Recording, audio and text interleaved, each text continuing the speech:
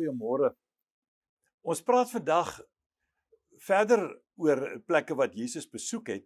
En vandag gaan kyk ons na die plek waar hulle aangekom het met die boot nadat hulle so bekommerd was dat hulle sou vergaan.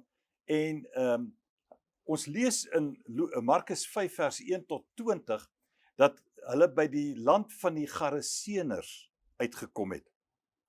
Nou die Garaseners was 'n gebied aan die ander kant van die Galileese meer en die naam is nogal baie interessant. Dit beteken in Engels reward at the end. Reward at the end. 'n beloning aan die einde. 'n beloning na alles verby is, afgehandel is, at the end.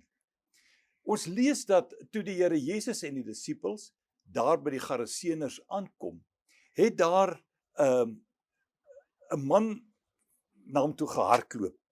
Hy het voor hom neergeval en vir hom gesê, "Wat het u met my te doen, Jesus, Seun van God die Allerhoogste?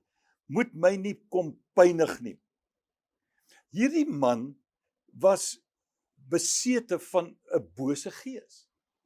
En hy het onmiddellik geweet wie Jesus is.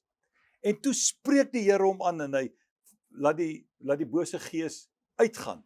Maar baie interessant, die bose gees gaan nie uit nie.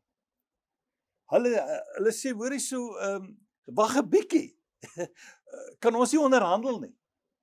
Jesus sê, wag 'n bietjie, wat is jou naam? Hy sê, my naam is Legio, want ons is baie. En hier maak die bose geeste 'n aanbod aan die Here. Moenie ons net sommer wild en wakker ergens heen stuur nie. Hier is 'n klomp paar duisend varke hier naby. Kan ons nie maar soontoe gaan en hulle invaar nie.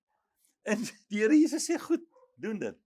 En ons lees dat die varke aan die hardloop gegaan het, oor die kraanse gestort het en in die see versuip het. Die Garaseners was glad nie beïndruk hiermee nie. Trouwens, hulle het vir die Here Jesus gesê, gaan net weg. Ons wil jou nie verder hier hê nie. Hulle was dalk bang, hy gaan al die varke in die land doodmaak of hy gaan hulle groot skade berokken. Ons sien dat die Here Jesus en sy disippels vertrek. En voor hulle weggaan, kom hierdie man wat bevry is van hierdie bose gees. Hierdie man wat as jy gaan kyk in die gedeelte wat Matteus hieroor praat, dan sê hy, dit was so erg dat mense kon nie eers daai pad gebruik naby hierdie man verby nie, want hy was 'n gevaar vir die mense. En hier kom hy en hy besef, die mense jag die Here Jesus weg. Hy wil by die Here Jesus bly. En hy kom en hy sê, Here, kan ek nie maar saam met jou gaan nie? Kan ek nie maar saam met jou verder reis nie?